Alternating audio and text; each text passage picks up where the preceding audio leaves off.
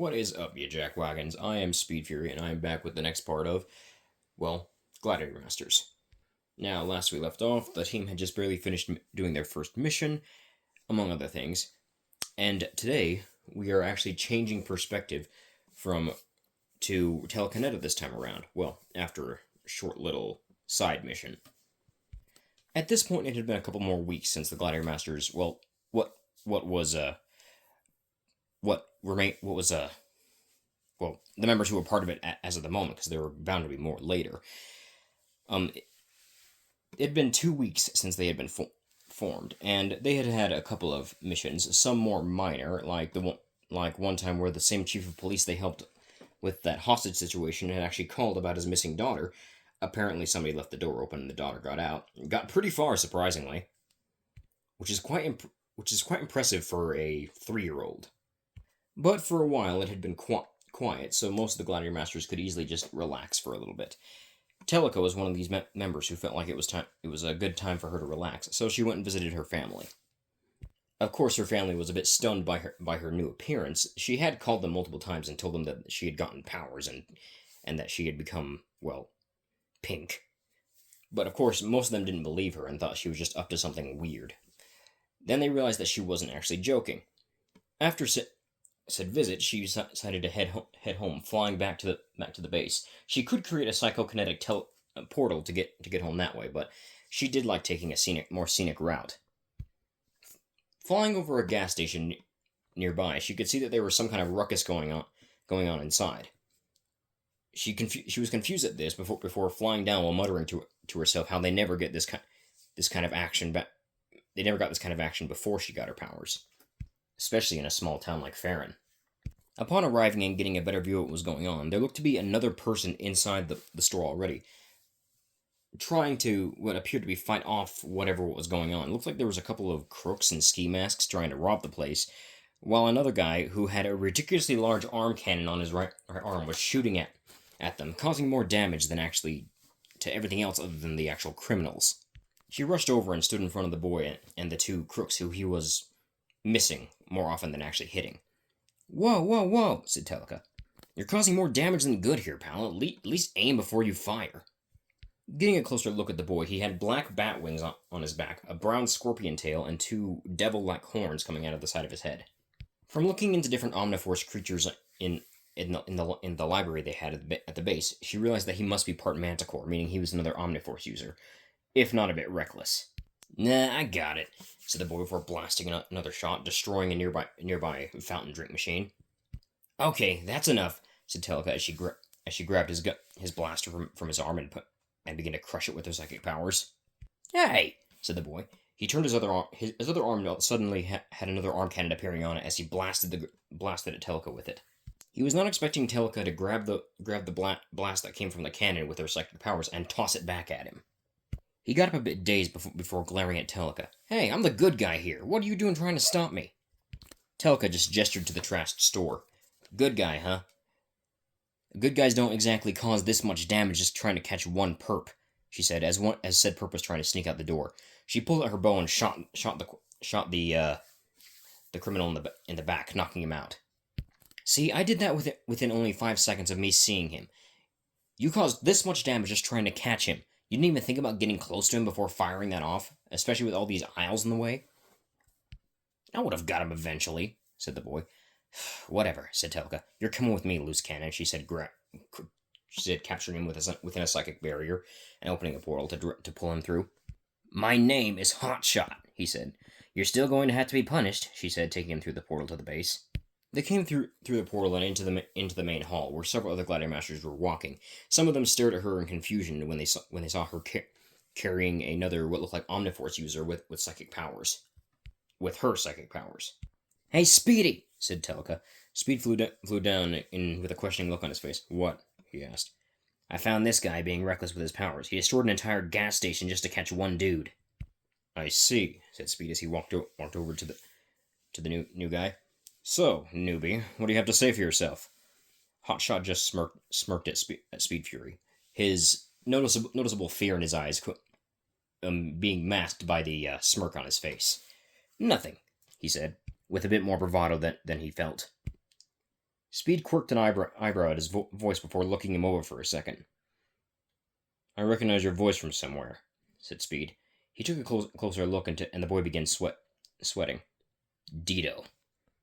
The boy blinked a few times before looking at Speed in confusion. How'd you know my nickname? Speed looked at him with a deadpan stare. Your nickname is just your last name, dude. At least come up with some. It's not hard to figure out who you are, especially from the voice. How fitting that you ended up getting guns for your powers. Regardless of that, and the fact that we know him, he almost destroyed an entire store, and you're acting all buddy with him," said Telika. Sheesh, calm down, Telika. It's not that big a deal. I'll just go and fix the store later, or after I'm done dealing with him. Either way, though, you do have a point," said Speed. So, hotshot was it? Said Speed. You need to learn to control yourself in a fight. Being one of us means you gotta watch out for humans and keep them safe, not be reckless and almost destroy an entire store trying to get one crook. Hotshot shrugged. Sorry. Speed used his energy and whirled him around. Don't apologize to me, apologize to her. She is gonna be your superior commander, after all. You cannot be serious, said Telika. This idiot's gonna be one of my teammates? Hey, I'm not an idiot, I'm just a bit reckless, said Hotshot. Is there a difference? Said Telika. So how many teammates am I supposed to have anyway?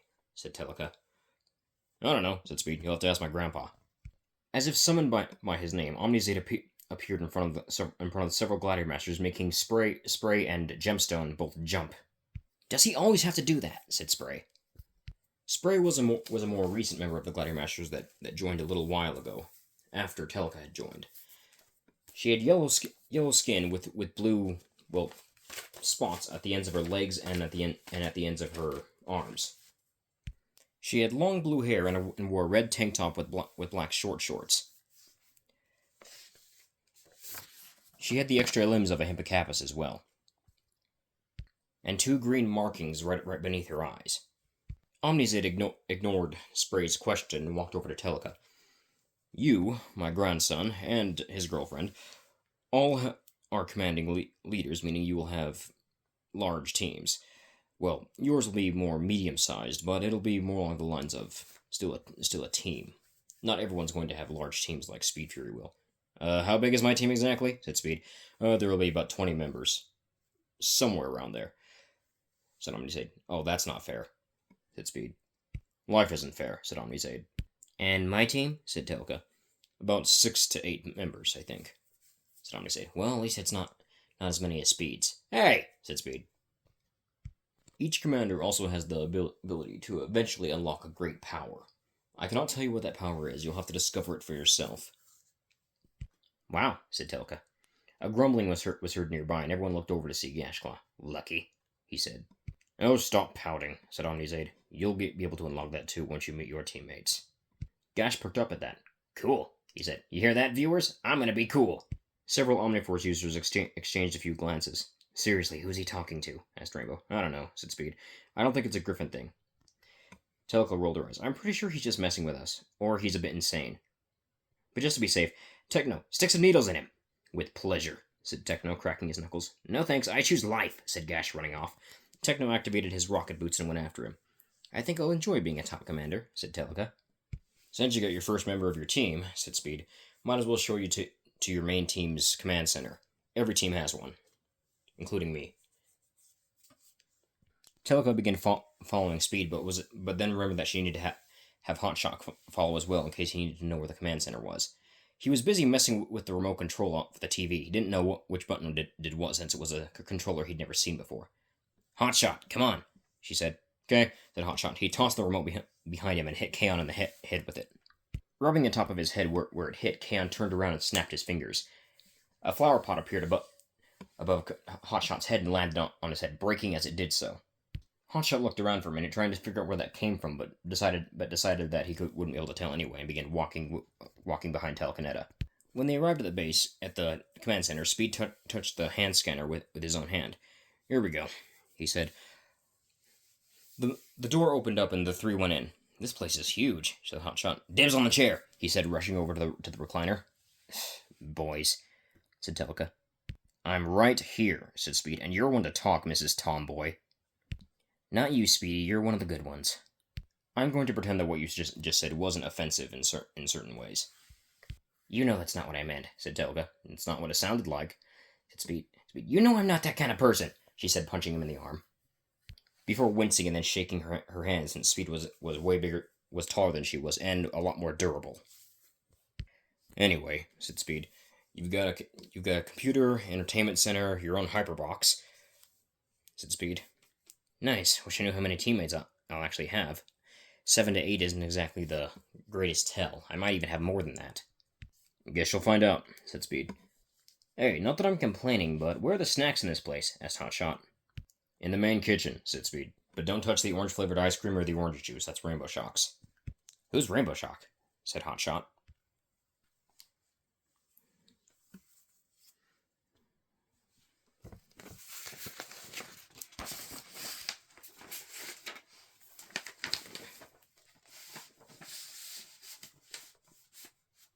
Son of a fuck.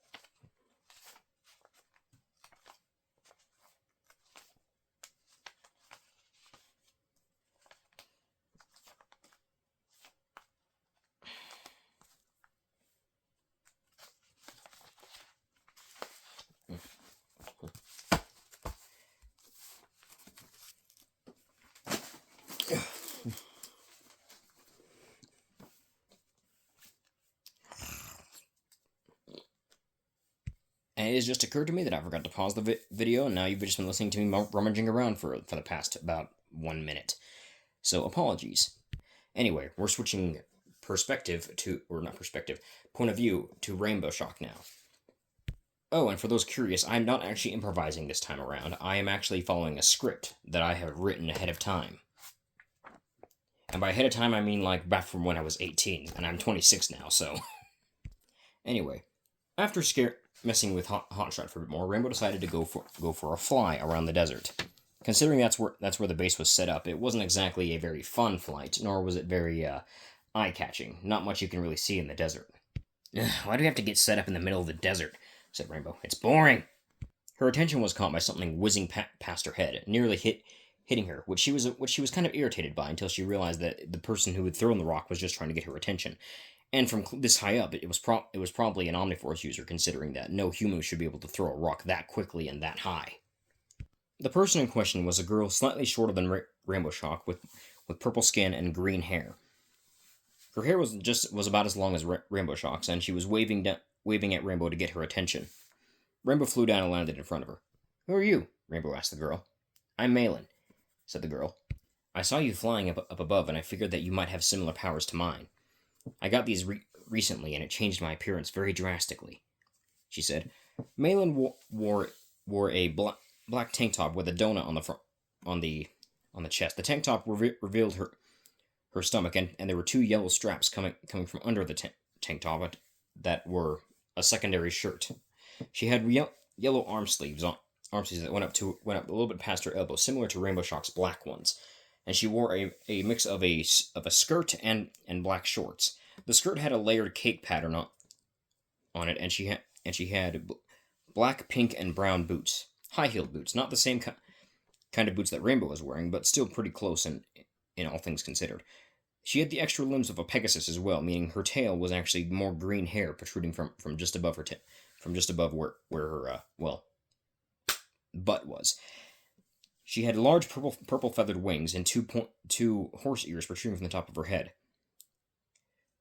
Her hair, however, looked very similarly styled to Rainbow Shock's, except less messy, more along the lines of smooth and well kept. Both of her eyes were somewhat visible, but one was a bit more covered than the other. Her eyes were noticeably yellow. She was definitely an Omniforce user. "Yeah, you're one of us, all right," said Rainbow. "Us? There's more?" said Malin. "Yep," said Rainbow. "I mean, we all haven't been discovered yet, but there's still quite a few of us. At the moment, at least. There's me, there's my boyfriend, there's my boyfriend's friend, my boyfriend's best friend, who I hate his guts. Seriously, there's something wrong with the guy. He's bad news. Don't trust him." Said Malin. "Yeah?" said Rainbow. "What's that?" she said. They looked over to see a strange black shadowy creature a distance away, just staring at them. It wasn't really doing anything beyond that, but when Rainbow went to go take a closer look, it disappeared. "I don't know," said Rainbow, "but I don't like it," she said. "We should probably head back to the base. That thing gave me the heebie-jeebies." "I don't think they want us to," said Malin. Rainbow Shock turned around to see Malin had two of them right next to her, and looks like they were about to attack. Rainbow was about to jump in and do something, but Malin was seemingly brushed her hair out of her right eye and began looking at both of them at the same time with both of her eyes. She then pulled out two large hooked buster swords, seemingly out of nowhere, until Rainbow realized that they formed out of some kind of weird gooey mess.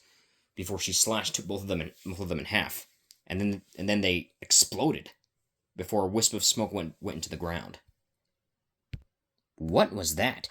said Rainbow. "Oh, it's a weird thing I can do with my eyes. I can look at two things at once and focus on them at the same time. It's pretty good. It's pretty cool, actually. I can do it on command." Four more appeared behind Rainbow, and as she turned around to attack, she realized she didn't have her hammer on her. Before she then got several flashes of something in her eyes. The flashes were of a female figure crossing her arms over her chest, like some kind of imagine it like the Black Panther pose from Wakanda, but with the hands opened up. Unconsciously, she mimicked the pose, and two silver gauntlets appeared on her arms before armor began to form from where the gauntlets appeared, and covering up her entire body. Rainbow's wings and tail disappeared along with her fin-like ears, and her hair that was kept in a ponytail ended up flowing free. Two large silvery structures appeared out of her back as what looked like blue energy or something appeared from them, somewhat appearing like wings. Her one visible eye turned from pink to blue as well, and her surprised expression turned into more of a determined glare. The creature stepped back in shock at her new appearance, and Rainbow looked over herself.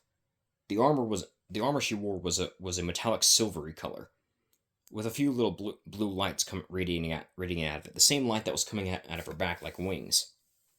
"Whoa," said Malin. "What's that?" She said. "I don't know. I've never done this before," she said. "But it makes me feel weird. I don't feel the usual excitement I feel from battle. But I feel like I still need to," she said before glaring at the creatures. Punching one of them in the face, it instantly blew up, and as the same black wispy stuff went into the ground as though it was going somewhere below them. She then hit the other three with two punches and a kick, doing the same thing to them, surprised at how easily they went down. They barely even put up a fight after she had taken on this weird new form. "Okay, not gonna lie," said Rainbow as she looked at her hands in shock. "This is pretty cool."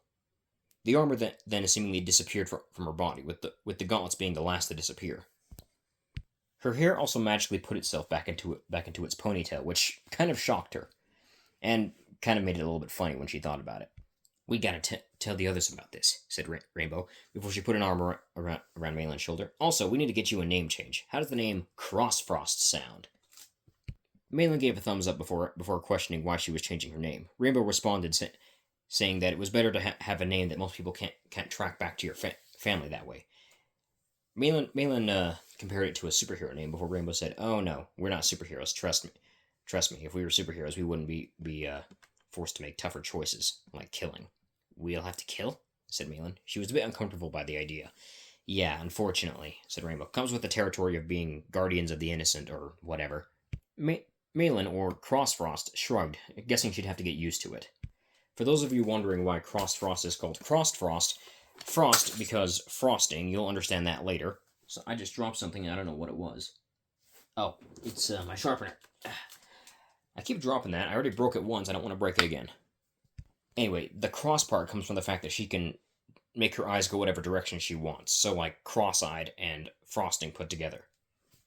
I don't have the same creative names for everybody, such as Speed Fury.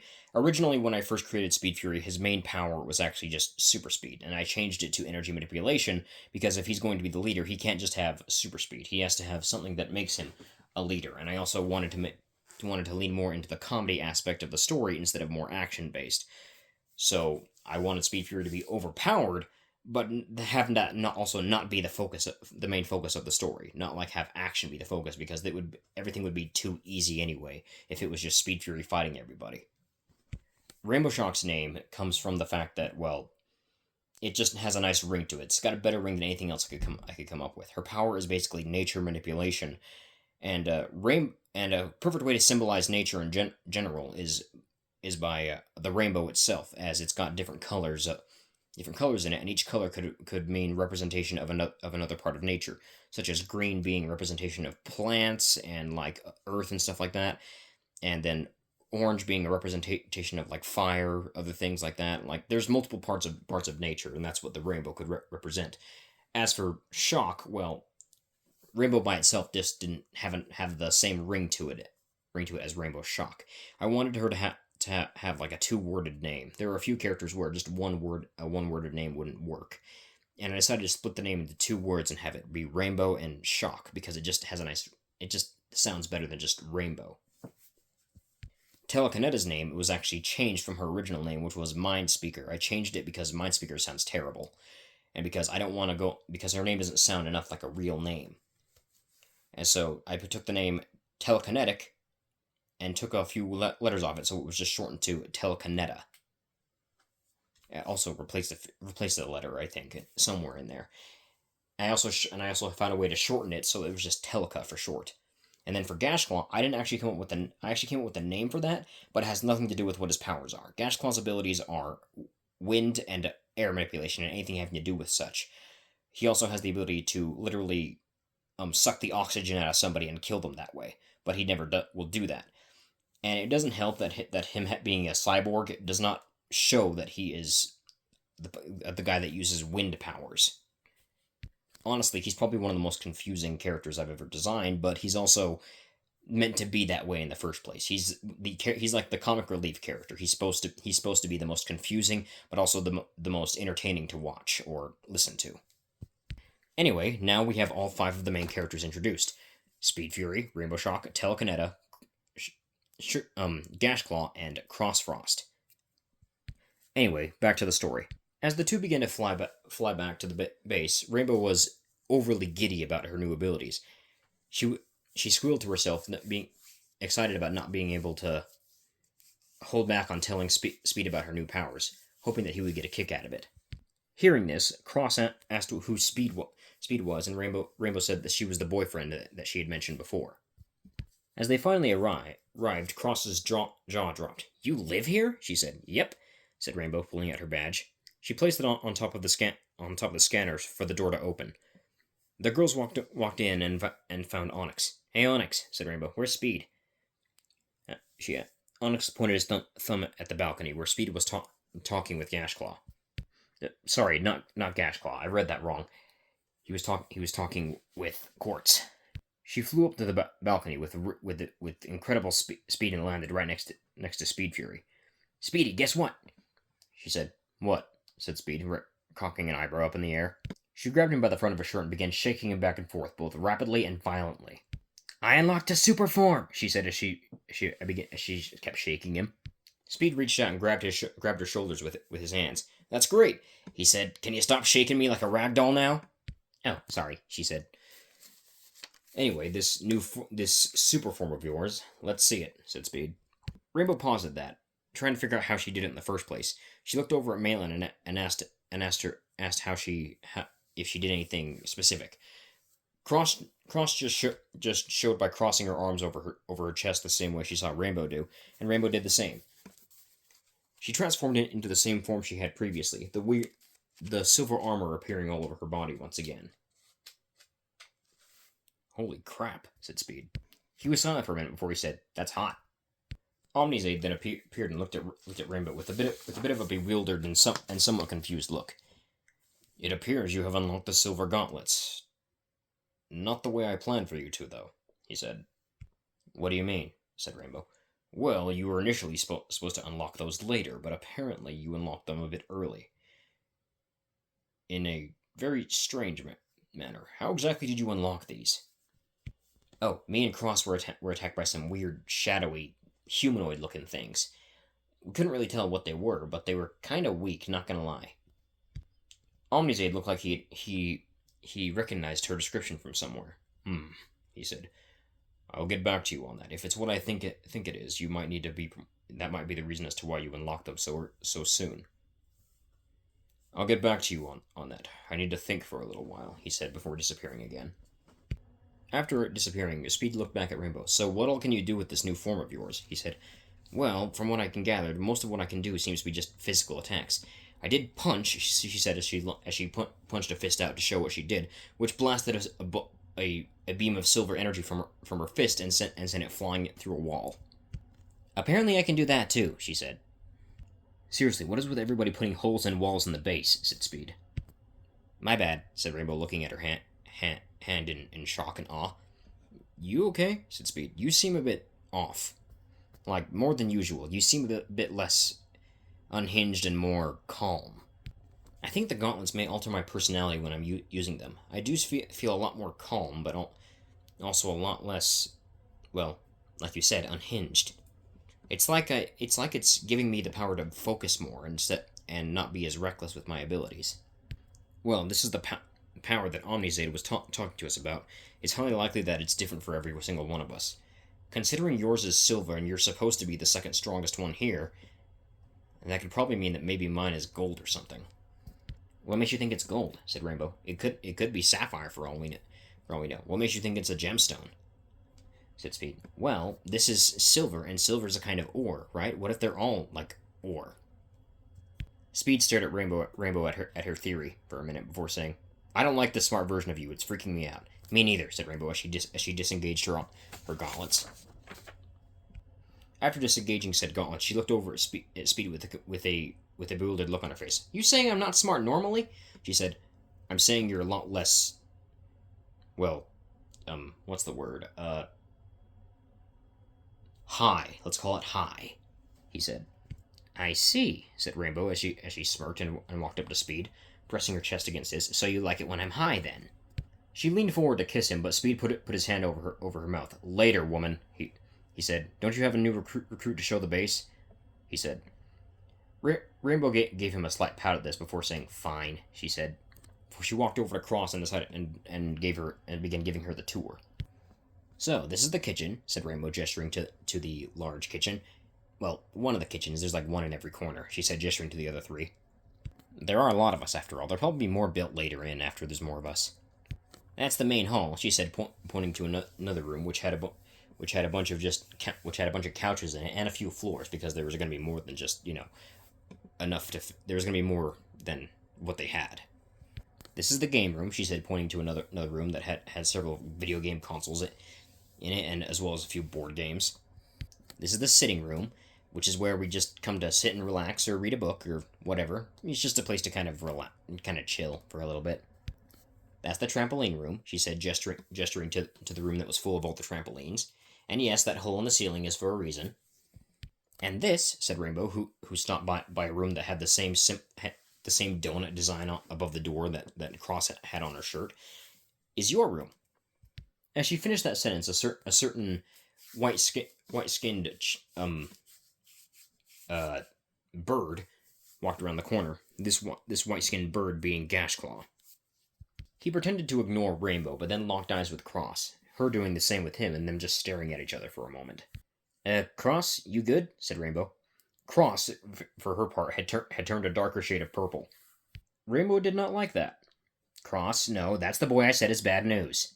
If he's so bad, why he looks so good, said Cross. He don't look good, you just high, said Rainbow. Cross walked over to Gash and introduced herself, while also flirting with Gash.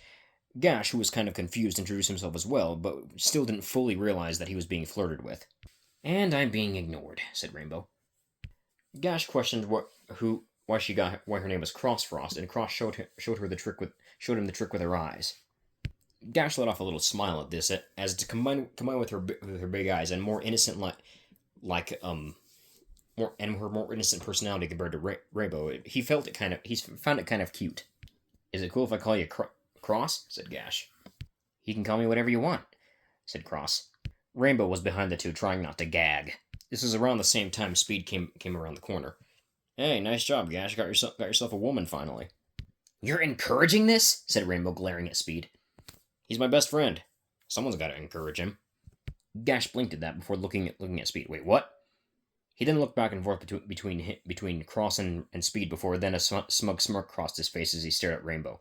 Deal with it, he said. This made Rainbow snap as she lunged towards him and began putting him in several painful wrestling holds. I give! Uncle, just let me go! She picked up Gash and threw him very violently into the training room, breaking down the door in the process. Speed walked over and patted Rainbow on the head. Didn't know you knew how to wrestle, he said. Quite impressive. Rainbow's bad mood immediately went from angry to being sultry as she looked at Speed in the eyes, and she said, "Oh, there's a lot of things I can teach you about wrestling." Shit, said Speed as he backed away. Rainbow began slowly edged closer every time he took a step back. As she got closer and closer, Speed began backing up until he was up against a wall. She got close enough to where she was within kissing distance, but instead of kissing, she just whispered into his ear, "This is the part where you run away." Speed took that advice and immediately bolted. Rainbow waited about 2 seconds before giving chase, but as soon as she turned the corner and went to go chase Speed down the hall that he went down, she felt herself yanked over to where Speed was, who apparently hadn't actually ran away, but had waited for her. Rainbow was used to being the one who was the one that chased Speed down, but was not used to the one being put into the same kind of situation herself. So when Speed spun her around and put her into a dip before kissing her on the lips, she passed out from the shock. Let's say the shock. Rainbow later woke up on the couch, sitting next to Speed with her head on his shoulder. He was smirking at her as he said, "Have a nice nap." Rainbow's cheeks turned pink as she said, "Well played." Rainbow looked over on another nearby couch. Gash was sitting there with Cross hugging him like a stuffed toy. His blush was noticeably more deeper as he said, "I just found out she's the same age as Speed. She's 4 years older than me. I don't know how to handle this," he said while his eye was slightly twitching. "On second thought," said Rainbow, "I'm okay with this. Watching this is better than torturing you," she said.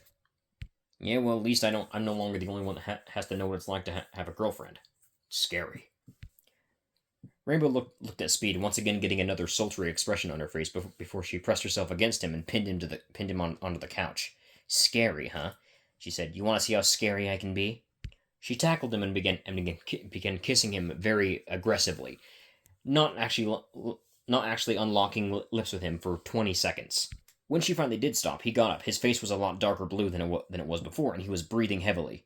"Don't do that again," he said. He was breathing really hard. "You liked it, Speedy," she said. "Don't be so dramatic." "I almost died," he said. Rainbow just grabbed him by the head and pulled his face into her chest. Luckily, he was still able to breathe this time around, though. Speed looked over to Onyx, who was on another nearby couch. He was sitting by Crossfrost, and relatively they were having a more, well, normal boyfriend-girlfriend thing going on. Not being as insane and not being whatever the heck was going on with Gashclaw and Crossfrost. It wasn't as intense as Rainbow and Speed, but it was still not normal.